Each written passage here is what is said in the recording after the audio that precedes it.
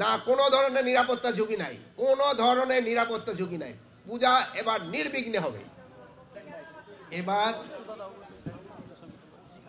এই দুর্গা পূজা যেন ভালোভাবে হয়, নির্বিঘ্নে হয় এবং শান্তির পাতে হয়, সেজন্য আমরা বিভিন্ন ধরনের পদক্ষেপ নিয়েছি।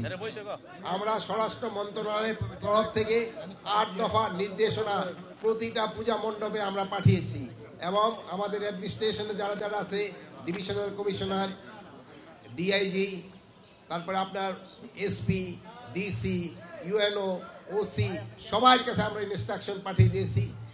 আপনারা এবার সবাই, আমি আশা করব আপনারা নির্বিঘ্নে এই পূজা উদযাপন করতে পারবেন।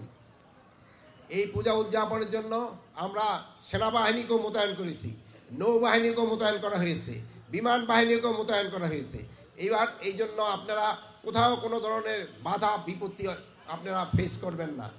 প্লাস আমরা এনটিএনসির মাধ্যমে যেন কোথাও কোনো কিছু হলে যেন সাথে সাথে খবর পৌঁছে যায়, ওই ব্যবস্থা তো আমরা করেছি। তা আমি সাংবাদিক ভাইদের এবং অন্যান্য এখানে যারা উপস্থিত আছেন সবাই অনুরোধ করব, পূজা যেন নির্বিঘ্নে হতে পারে, এই জন্য আপনাদের সবারই সাহায্য এবং সহযোগিতা দরকার। আমাদের এই পূজা কমিটির এই ভাই এবং বোনেরা তারা কিন্তু অনেক ভালো অ্যারেঞ্জমেন্ট করেছে। তারা কিন্তু নিজেরাই এখানে ভলান্টিয়ার দিয়েছে। এই ভলান্টিয়াররা কিন্তু 24 ঘন্টায় তাদের ডিউটি করবে। অনেক সময় দেখা যায় ভলান্টিয়াররা রাত 3টা থেকে হয়তো তারা আবার উধাও হয়ে যায়। এবার আমার মনে হয় কোনো ভলান্টিয়ার কোনো পূজা মণ্ডপ ছেড়ে যাবে না, তারা 24 ঘন্টাই থাকবে।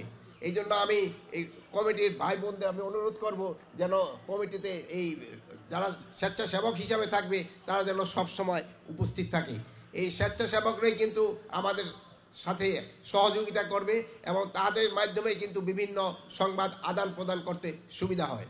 তো আপনারা সবাই ভালো থাকেন, আমি এই দোয়াই করি এবং এই পূজা যেন ভালোভাবে সম্পন্ন হয়, এই জন্য আমি সবার কাছে আশা করি। আপনারা ভালো থাকেন। না কোনো ধরনের নিরাপত্তা ঝুঁকি নাই, কোনো ধরনের নিরাপত্তা ঝুঁকি নাই। পূজা এবার নির্বিঘ্নে হবে।